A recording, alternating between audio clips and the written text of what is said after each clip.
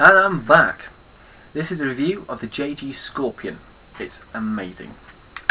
Hold, pull, select fire, point in general direction of the guy you want to get. Nasty. So, out of the box, this will be shooting about 250 FPS with, they say high cap, mid cap, wind up 70 round magazine. Fits in there. Oh, wrong way around. Like that. Now, when you get out of the box, you don't get this on the front. You can optionally screw on this. It's a mounted Risrael. It doesn't come with a little screw though, which is brilliant. So, when you get it, you need to find a little screw, get it mounted on. You can get laser. Because on the gun, this gun, the sights are atrocious. Low light conditions, you don't really stand a chance. And to shoulder it, it's a little bit awkward. It's got a bit of wobble. And it's just difficult. Anyway, Rye Airsoft, it's a CQB site at Tack House, and it's semi-automatic only, so stuck there. It's pretty good at that. Now it takes an AEP type battery mounted in the handguard. You just twist that, it plays ball, take it off, and you can take out the battery. No need. And it comes with like a little funky charger just designed for that purpose. There we go. Now to fold the stock, you just press the two buttons. There we go. Now when you do fold the stock, be careful. Make sure it goes on either side, because if it goes on the front sight or your sight, it can bend it.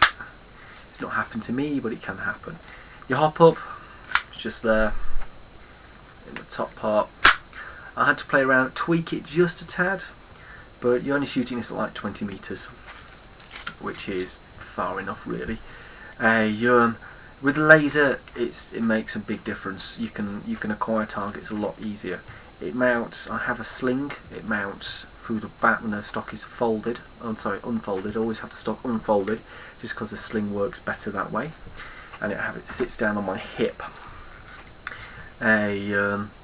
Now, when I've taken this out, I have noticed you get about 14 shots before you need to rewind, which is a little bit frustrating, especially when you get in the middle of a firefight. Hold on, guys, let me wind up.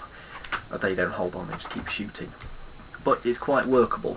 You can get it in, out, and around, and it goes where you go, which is more than if you have like a large AK or a larger M4, it's superior in that sense. Accuracy, it's got a short length barrel. It's pretty good. It's good enough for how big the barrel is. It's good enough for CQB. It will serve you quite well. The metal frame is metal, and you can feel that because it is a very weighty gun. It's got a full metal gearbox. The upper is like a plastic, quite hard plastic. This front section screws off, and you can mount another one. This one's threaded for a silencer. I'm going to get a tracer unit for this because playing inside, it's quite dark most of the time. You can't see where your BBs are going. Makes a big difference. You will lose a bit of the CQB element because your gun's out here, but it's a fair trade-off, I think.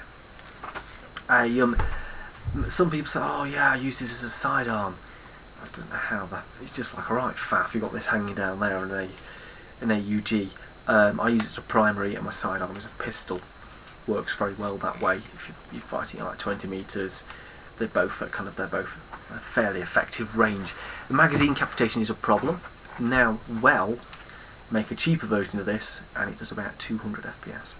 But they also do, I think it's a 300 round drum magazine, which looks fairly neat, and you can buy them from, I believe it is Airsoft World in Scotland. You can have one of those ordered in. You can purchase these, and the well version, from Only BB Guns, and they're quite fairly priced. I think they're about £100. I'll have to double check on that. But they're very well priced. As a starter gun, 10 out of 10. This is my primary for CQB. And this is me, Duke of Hazard, signing out.